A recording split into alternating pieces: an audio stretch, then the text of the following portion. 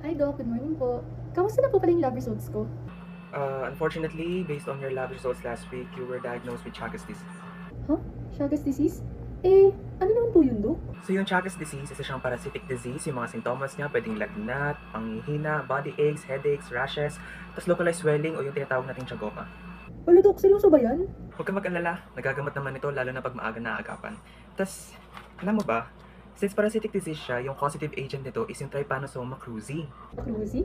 Eh, ano naman po yun? Actually, isa siyang flagellate. Part siya ng tinatawag nating hemoflagellates kasi nakatira sila sa blood ng vertebrates. So ayun, Trypanosoma cruzi is actually pathogenic. Pathogenic po? Eh, ano ibig sabihin nun, Doc? Ibig sabihin, kaya niya magdulot ng sakit sa katawan mo. Sa case mo, yung parasite pumapasok sa dugo at ibang organs, kaya kailangan maagapan agad. Yung Trypanosoma cruzi kasi na nagkukos ng Chagas disease sa katawan mo, may unique na kinetoplast, isang mitochondrial DNA disk na tumutulong sa metabolism niya kasi hindi sila nag-i-impact ng carbohydrates. Kaya kailangan nilang kumuha ng pagkain sa dugo at tissue mo. Yung katawan nila fusiform or flattened, yung flagellum nila tumutulong sa wavy spiral motion nila sa dugo. May iba-ibang developmental forms din sila, amastigote, promastigote, epimastigote, at trypomastigote. Yung sa'yo, trypomastigote yung nasa dugo mo. Ha? Amastigoti, Progastigoti, te... Ha? Ano naman to sinasabi niyo, Doc? Parang hindi ko yata to alam eh. Iba na yata to. Medyo complicated nga kasi eukaryotic parasite sila eh. Pero ganito, bawat form nila may role. Yung amastigote nagmumultiply sa cells, yung trypomastigote lumilipat naman sa dugo para ma-infect yung iba pang cells or para makuha ng vector. Alam mo ba, may iba pang Trypanosoma species bukod pa nung sayo. Halimbawa, yung Trypanosoma brucei, which is yung cause ng African sleeping sickness sa tao, may vector na tinatawag na tsetse fly, tas nakakaantok yung effects nila dahil tumatama sa nervous system. Ay grabe, Doc. Parang scary naman yun, ha? Meron pang isang hemoflagellate, yung leishmania na tinatawag, pero sila naman nakatira sa loob ng white blood cells. Ito yung cause ng disease na leishmaniasis. May life cycle din sa sandfly, promastigote sa insect, at amastigote sa vertebrate host naman. Spheroid to ovoid, maliit lang sila, pero lethal kung hindi maagapan. Ito, bigyan kitang brochure para may summary ng mga hemoflagellate para alam mo. Marami pang ang flagellates eh, tas meron pa silang flagella. Yung flagella nila di lang basta-basta locomotory organelle yan na nakakatulong sa survival nila sa dugo, sa lymph, at sa cerebrospinal fluid. Oo, nakakayak, pero fascinating siya. Tas meron namang Chylomastix mesnili, waterborne parasite ito, tas non-pathogenic at nakatira sa sikum. Meron silang dalawang form, cyst tapos trophozoite. Yung cyst form nila lemon-shaped, single nucleus, cytostome, at may retracted flagella. Protection ito para sa transmission sa susunod na host. Tapos yung trophozoite form naman nila, teardrop shape at may 4 flagella tapos 3 sa anterior tapos isa sa cytostome. Yung feeding stage nila ay through phagocytosis. Yung excretion nila ay via contractile vacuole tapos nagre-reproduce sila through binary fission. Simple lang pero very efficient. Doc, parang hindi ko na po kayo mag-gets. Alam mo ba na may mas maliit pa dyan kesa sa Chylomastix? Yung Retortamonas intestinalis, meron din siyang cyst at trophozoite form. Although yung cyst form nila ay small ovoid, may single nucleus with central caryosome. Tapos yung trophozoite form naman nila, may dalawang flagella wherein yung isa nasa anterior, tapos yung isa trailing sa cytostomal groove. Reproduction nila, binary fission lang din. Grabe, Doc. Ang dami ko natutunan sa inyo. Pero, paano na po itong sakit ko? Meron ibang flagellates kagaya ng Trichomonas na nasa iba't ibang location ng katawan. Pag Trichomonas vaginalis, mahahanap mo sa reproductive tract gaya ng sa male or female urethra. Pag Trichomonas tenax naman sa oral cavity. Pag Pentatrichomonas hominis naman, mahahanap mo sila sa large intestine.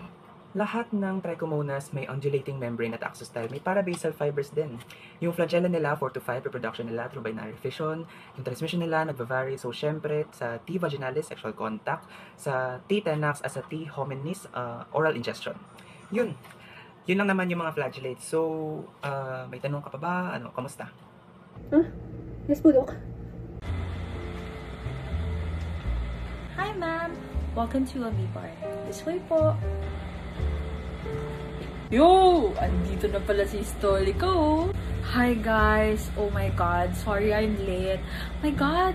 Parang kailan lang nag-aaral pa tayo tapos we always compete on top. Syempre! Of course! Ako talaga pinaka-on top dati. Brain-eating amoeba pa naman. And I cause spam disease. Naalala ko dati, takot na takot kayo sa akin. Fine. Sige na. ikaw na yung pinaka-intimidating sa ating lahat. Pero, ako naman, sikat na sikat. Imagine, from before hanggang ngayon, kilala pa rin ako for causing amoebic dysentery, ano? Ako talaga yung pinaka-famous sa section natin. Tapos, crush pa ng lahat. Oh my God. Can you guys stop? We're so old na kaya, naglalamangan pa rin kayo. Why don't you follow me? Look, I'm just so classy, no? I keep on hanging out in fancy and fine dining restaurants, kaya sa oral cavity ako makikita. Wait lang! Chill nga lang kayo, guys. Hinay-hinay lang, please. Ako nga, oh. I'm just vibing in the gut, bro. And I'm not harming anyone. Di talaga ako pathogenic, eh. I'm just here for the ride, man. You know, yardstick lang. Oo nga. Gayahin nyo kami ni Kolay. We're chill lang, no? Sandali nga lang, bro. Anong chill, Akanta? Huwag mo akong gayahin sa'yo, man. I heard you cause keratitis in people who wear contacts, tapos you can even compromise the brain pa. No, bro, that's so not pathogenic, man. Ay, sorry, man. Sayang din kasi, alam nyo naman ako, I'm opportunistic, eh. It's okay, bro. Chill lang. Oh my God, ayodamiba. Men, anong kinakain? Parang di pa naman tayo naka-order, ah. Sorry. Alam niyo naman, I have a glycogen vacuole and I bring food wherever I go. Kapasensyahan niyo na, ha. I really like eating, eh. Gusto mo? Okay lang yan, Ayoda. Andyan ka pala. Oh my God, I didn't see you. Liit-liit mo kasi. Sorry. Pero, kahit maliit ako, I'm small but terrible, no? I can still scurry my way inside stool samples. Either way na, harmless ka pa rin in general.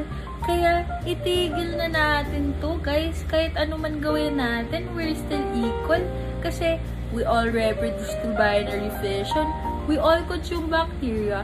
Tapos, we all move to our pseudopodia. Kaya, chill lang, okay? Chill. Anyways, nasa na nga ba si Fragilis? Anong oras na, oh? Alam ko chill, pero masyado na siyang late, ah. Tawagan ko nga. Hello, Fragilis? Bro, asan ka na? Dito na kaming lahat. Hinihintay ka na lang namin, oh. Oh my God, I'm so sorry, Kolay. I was having such an identity crisis kanina, kaya late ako. I found out from a registrar na dapat pala nasa flagellate section ako, hindi sa amoeba. All this time, nakikisit in lang ako sa class nyo. Tapos, hindi pala ako dapat doon. Oh my God, buti na lang departmental lahat ng exam natin, no? Oh my God, that's shocking news, man. Pero, that still doesn't change the fact that you're part of us and you're part of the family, bro. Kaya, punta ka na. Of course, alam ko naman, Kolay. Pero, wait for me lang, ha. Kakasakay ko lang. Alam mo naman yung abiboy movement. It's like, I'm crawling so slowly right now while my pseudopodia is projecting. Kaya, I'll be there as soon as I can, okay? Sige man, hintayin ka namin na. Next, we have the White Siberian Tiger. Siya si Kois, named after Mayor Isko Moreno. Hala, bakit ang lungkot tignan? Parang di naman inaalagaan. Maskit pa yung pusa ko dyan. Ano naman, pareho lang naman silang definitive host ng Toxoplasma gondii. Mas delikado pa nga yung pusa mo kasi lagi mong katabi. Kinikis mo pa, kinakain niya yung tae niya na may oocyst, na may 2 sporocysts. Tapos yung tachyzoids, naman dadami yan ng dadami sa cells mo. Ew, baka mamaya may toxoplasmosis ka na pala. Ma'am, pwede po kayo magpa-picture sa ating Burmese python. Bali, ipapatong nyo lang po sila sa balikat nyo. Pero safe naman po yun. Friend, picturean mo nga ako. Send ko lang sa jowa ko. Oh, sige. Masyado ka namang kampante. Kung may cryptosporidium pala sa intestine niyan, tapos lumipad na pala yung oocyst mula sa tae niya, tapos pumunta sa bunganga mo. Zoonotic pa naman yun. Magiging kwento ka talaga, te. Ma'am, baka gusto niyo pong i-try magpakain ng Philippine Serpent Eagle. Endemic po ito to the Philippines. Bale, ang pinapakain po namin ay earthworms and grasshoppers. Friend, try mo na. Di naman tayo tutukain niya. OMG! It popped! Ew! Ew! Ay nako, friend. Ingat ka. Baka ma-ingest mo. Definitive host ka pa naman ng Cystospora belly and Blastocystis hominis. So, baka magka-diarrhea ka. Also, friend, i-add ko na lang, dahil concern lang naman ako sa'yo, yung pinakain mong earthworm kanina, baka may monocystis in its seminal vesicle. Tas yung grasshopper naman, baka may gregarina, which is unique since it uses its epimerite to attach to the host's intestinal cells or body cavity. But thank God, wala naman silang effects sa'yo. Ma'am, sir, habang nag-iikot po tayo sa zoo, paalala lang po na tayo po ay mag-ingat sa mga lamok since we are still in Manila. Sa mga ponds or shaded areas. Ay, grabe. Feeling ko wala naman or konti lang. Cause look, it's zoo aesthetic. Konti. Good luck talaga sa'yo, friend. Yan na yung Anopheles, yung favorite vector ng Plasmodium. Isang kagat lang yan. Pwede nang pumasok yung sporozoid sa bloodstream mo, tapos diretso na yun sa liver mo, walang pasabi. Tapos kapag dumami naman yung merozoids, boom! Dun na sila papasok sa red blood cells mo, tapos dun mo na mararamdaman yung chills, fevers, pawis na tumatagak-tak, malaria realness. OA mo naman, hindi naman ako giniginaw. Hindi pa ngayon, hintayin mo pag shizogonin na yan sa RBZ mo, zoo trip mo, magiging hospital trip. Yan, sana kanina mo po yan ginawa. Hindi lahat ng souvenir galing zoo, cute. Yung iba, intercellular parasite. Magandang umaga. Ako si Balanti Colinio, pero tawagin niyo na lang akong Balantidium coli para formal. Lumaki ako sa Lot 3, Unit 6, Bitukan ng Baboy Boulevard. Sa ngayon, 6 years old pa lang ako at ang hidden talent ko, meron akong thick cyst wall na body armor laban sa asido ng sikmura.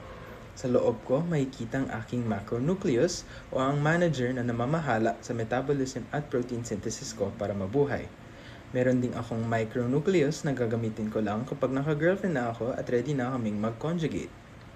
Pagtanda ko, gusto ko maging isang trophocyte na nagtatrabaho sa Balantidiasis Corporations sa Bitukan ng Tao Towers. Kapag adult na ako, magkakaroon na ako ng bibig or cytostome para lumamon at puwet or cytopage para magbawas. Hahaba rin ang aking mga cilia para mabilis akong makalangoy at dadami ang aking mga vacuoles para laging busog. At syempre, hindi ako mapapuhuli sa paramihan ng anak at kaibigan via binary fission. Excited na ako maging classmate nyo. Hoy Balanti, tama na, ang bilis mo. May iwan mo pa kami, ano ba? Selos kayo mahabang aking mabuhok o silya eh. Imbis na kilikili lang sila mahanap, makikita mo sila sa aking buong katawan. Kaya syempre, mabilis ako. Hindi lang to basta buhok, no? Ang tawag dito ay synchronous beating. At isa pa, maayos ang aking hugis. Pear-shaped pa at compact. Hindi gaya ni Giardia flagelli na mukhang octopus na nagwawalang mga flagella. Dami-dami siyang flagella, mas mabagal pa naman siya sa akin. Ang mga silya ko ay gumagalaw ng may coordination. Ang tawag namin dito ay metachronal wave. Isipin nyo na lang na parang human wave sa mga basketball stadium. Ganun kami ka-organized. Dahil sa wave na yan, nakaka-rotate pa ako sa sarili kong axis habang humaharurot pasulong. O diba, parang drill na may kasamang rowing team. Tignan nyo na nga si Entiamoeba. Kung ano mang shape ang tawag mo dun, kailangan pa niyang gamitin ang buong katawan niya para lang makagalaw. Ang tawag dyan ay cytoplasmic stringing. Imagine, kailangan pang maging liquid ang endoplasm niya para dumaloy papunta sa pseudopod, tapos hintayin pa niyang mag-gel yung ectoplasm sa likod para lang makahabol ang buong katawan niya. Kaya mauna na ako sa canteen, baka maubusan pa ako ng nutrients.